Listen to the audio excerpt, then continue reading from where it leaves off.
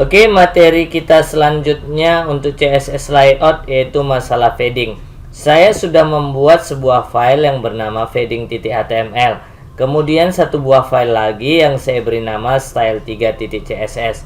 Nah, di sini saya sudah membuat filenya padding.html. Kita script ya, misalnya kita panggil lah ini ya, style3 ini link rel ya. Link rel style sheet ya, style sheet. Selanjutnya di sini kita buat haretnya yaitu style 3 ya, style 3 yang ini .css. Tutup seperti ini.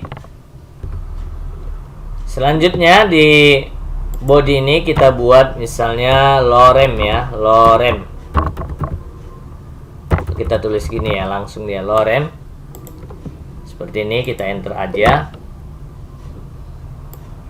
Oke ya.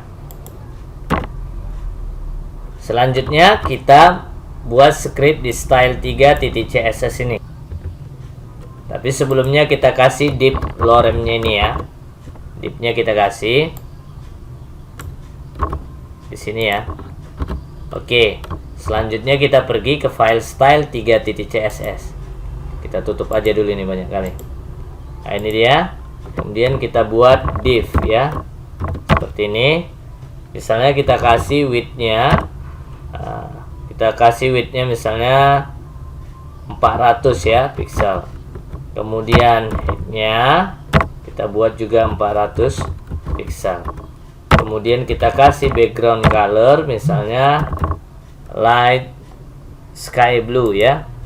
Kemudian kita kasih marginnya, margin kalau yang pertama itu biasa top ya, maka kita buat 50 pixel ya.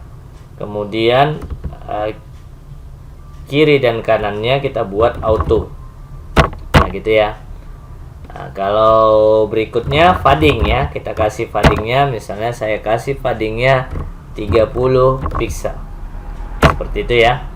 Saya simpan, coba saya jalankan. Yang saya jalankan itu padding.html-nya. Klik kanan, open with live server.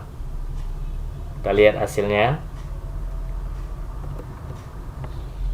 Nah, di sini terlihat ya teman-teman. Di sini tadi kita kasih marginnya itu 50 pixel ya. Itu topnya, berarti yang ini ya. Kita sudah pelajari sebelumnya ya. Yang ini 50 pixel marginnya. Jarak dari sini ke kotak ini 50 pixel. Kiri dan kanannya auto. Nah, ya kan? Kemudian padding. Padding itu jarak tulisan ini ke kotak. Padding. Padding apa ini? Kita lihat.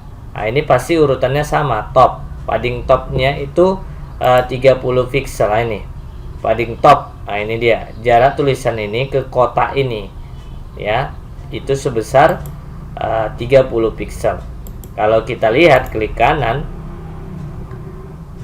kemudian inspect, kemudian pilih computed, maka kelihatan ya teman-teman. Nah, ini nampak paddingnya. Nah, ini dia 30. Jadi semua nilainya itu 30. Saya kasih yang top, semuanya ikut 30. Kalau satu aja berarti semuanya ikut 30 ya. Itu kalau padding. Nah, kemudian marginnya nih. Nah, ini 50 topnya dan buttonnya juga 50 otomatis, kan sudah kita pelajari sebelumnya. Sedangkan left dan right-nya itu adalah auto, berarti nilainya menyesuaikan dengan apa yang diberikan oleh browsernya. Nanti kalau browsernya dikecilkan, maka dia juga ikut mengecil. Browsernya dibesarkan, dia juga ikut membesar nilai left dan right-nya. Itu kalau margin ya. Nah, ini kelihatan kan teman-teman. Oke. Seandainya saya buat lagi 30 pixel, 40 pixel, kemudian 50 pixel, kemudian 60 pixel ya. Ini cara membacanya sama dengan margin top, sesuai dengan arah jarum jam, top, right, button, left ya. Kita lihat di sini. Top, ini ya, yang ini ya, padding ya, top, right, button, left. Nah, seperti itu ya. Nah, Kelihatan ya teman-teman? Oke. Selanjutnya gampang sekali margin ini teman-teman. Jadi margin ini hampir sama dengan maksud saya padding ini hampir sama dengan margin. Jadi penulisannya bisa sekaligus seperti ini. Kemudian padding juga bisa ditulis satu-satu. Misalnya padding left teman tulis gini kan. Padding top, sorry ya, padding top ini satu teman tulis kayak gitu ya. Nah, bisa sama padding, misalnya padding left misalnya seperti itu teman tulis satu juga. Nah, itu juga sama caranya, sama margin ya. Nah, apa perbedaannya dengan margin padding ini? Nah, saya akan coba jelaskan kepada teman-teman. Perhatikan ya teman-teman ya. Kalau padding ini tidak bisa auto teman-teman. Jadi kalau teman-teman buat auto, kalau margin kan bisa, dia tidak akan berpengaruh. Kalau teman-teman buat auto, saya coba contohkan ya. Ini saya ganti auto. Ya, saya ganti auto, maka dia nggak akan ngaruh. Nah, tetap rapat dia. Nah, kalau teman-teman ganti dia auto, itulah kalau padding, ya kan? Kalau dia padding itu akan, kalau teman-teman beri nilainya, value-nya, dia akan mempengaruhi kotaknya. Nah, saya kasih contoh. Saya kasih misalnya 90 px ya, paddingnya. Misalnya saya buat 90 px. Nah, lihat kotaknya membesar kan? Maka semua nilainya 90 dan kotaknya akan membesar. Nah, perhatikan teman-teman, kotaknya akan membesar. Itulah kalau saya kasih nilainya. Salah satu nilai aja saya kasih, maka kotaknya akan ikut membesar. Kalau paddingnya 1 berarti semuanya sama nilainya. Nah, ini kelihatan ya. Saya kasih 1 berarti nilainya semua sama. Ya.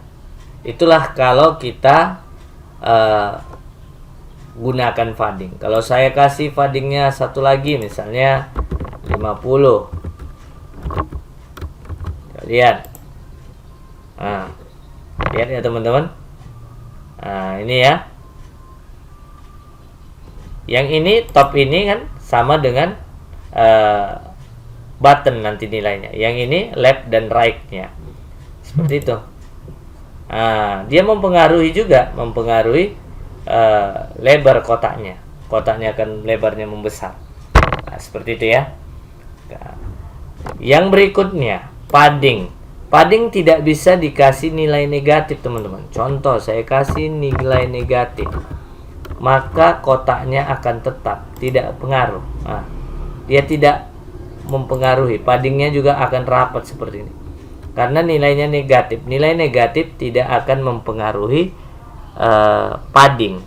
Jadi kosong. Lihat ini teman-teman, di sini di komputer ini kosong paddingnya. Padahal udah kita kasih nilainya, tapi nilainya negatif. Nah, itu dia. Itulah teman-teman cara penggunaan padding. Dengan perbedaan dengan marginnya, ada perbedaannya. Pertama tadi saya ulangi, dia tidak bisa dikasih nilai negatif. Kemudian padding juga tidak bisa dikasih auto. Kemudian padding mempengaruhi elemennya. Elemennya misalnya kotak, dia akan mempengaruhi. Kita kasih nilai paddingnya, maka kotaknya akan membesar atau melebar. Nah, seperti itu ya teman-teman. Nah, jadi itulah 3 tadi perbedaan padding dengan margin. Nah, jadi kalau teman-teman ingin mengatur paddingnya ya dengan nilai yang tertentu, maka atur juga lah width-nya ini, width kotaknya ini, width dan height-nya ini diatur biar nanti sesuai dengan keinginan teman-teman ya.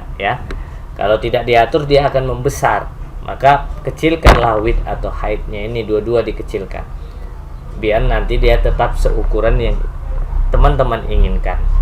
Nah, itu saja saran saya. Semoga video tutorial ini bermanfaat. Bagi yang baru bergabung di channel Pelita Media, jangan lupa subscribe, like, dan komentarnya. Bagi yang belum memahami silahkan komentar, mana tahu ada yang belum paham.